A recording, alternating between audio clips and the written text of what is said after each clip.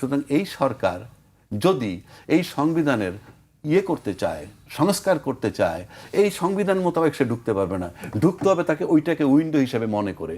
ওই যে গণভোটের রায়, সেই রায়টা হবে উইন্ডো।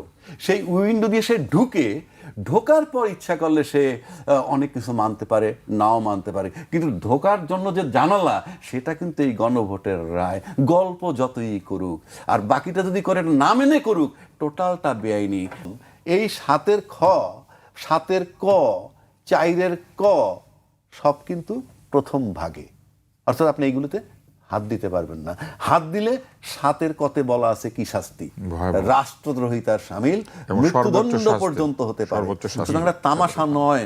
আমি এটাকে সর্বোচ্চ আসনে মূল্যায়ন করতে চাই, কিন্তু সরকার ভুল করে গেছে কি, আপনার জন্য সুযোগটা রাখে নাই এটার ভিতরে ঢোকার, যেটা আমি আগে বললাম।